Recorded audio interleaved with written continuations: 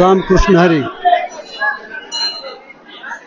आषाढीचा सोहळा आळंदी ते पंढरपूर चालू करणारे वास्कर घराण्यातील मूळ पुरुष मल्लाप्पा महाराज यांनी 1832 साली आळंदी ते पंढरपूर सोहळा चालू केला.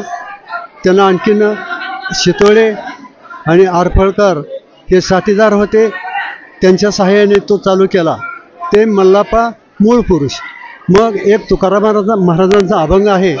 त्या अभंगामध्ये म्हटलेलं आहे, ज्ञानदेवी रचिला पाया रचिले देवालया नामातायाचा किंकर तेने काला हा विस्तार. आणि शेवटच्या चरणात म्हणतात तुकाराम महाराज, तुका झालाशे कळस भजन करा सावकाश.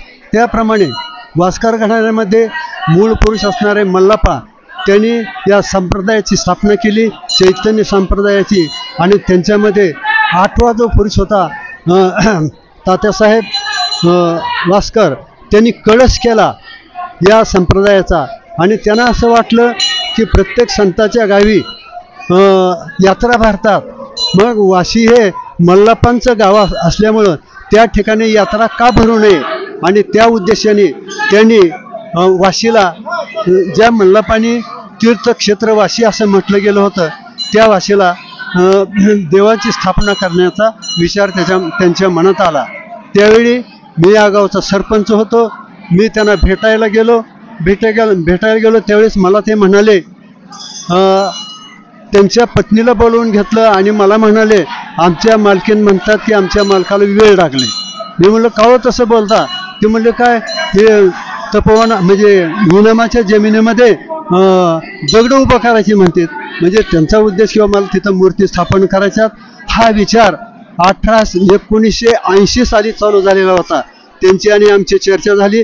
त्याप्रमाणे खालच्या बाजूला त्यांनी मंदिराची स्थापना केली.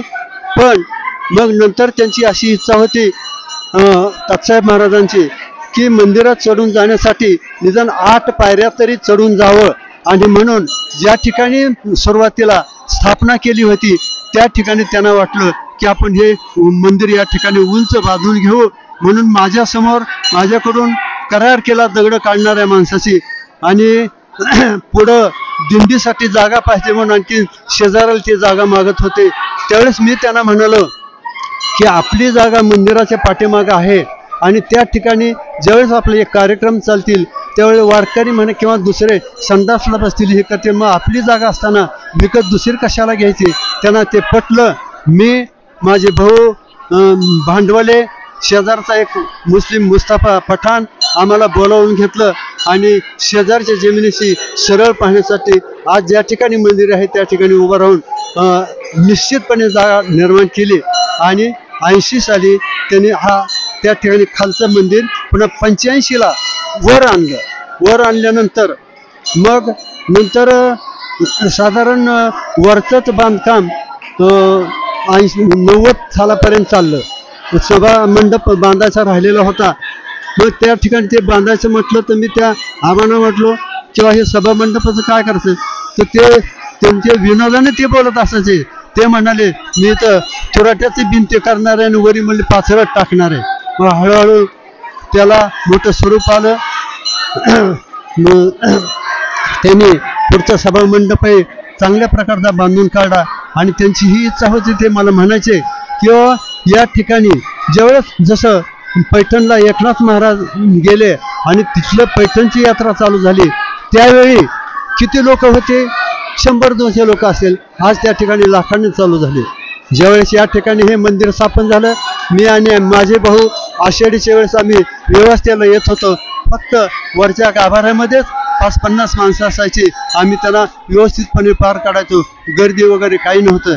मग आबांची जी इच्छा होती त्या इच्छेप्रमाणे आज या ठिकाणी म्हणजे जे मंदिर 85ला या ठिकाणी बांधलं गेलं ते 85, 15 आणि 25, 40 वर्षामध्ये आज त्याला असं स्वरूप आले आहे की आता मी साधारण पाहिलं एका मिनिटामध्ये 25 माणसं दर्शन घेतात.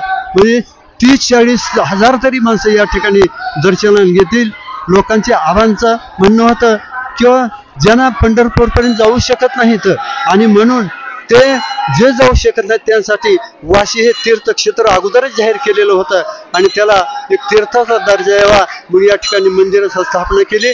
आज त्यांचं जे काही जे एक स्वप्न होतं ते सगळी गर्दी पाहून त्यांचं स्वप्न पूर्ण झाले असं मला वाटतं.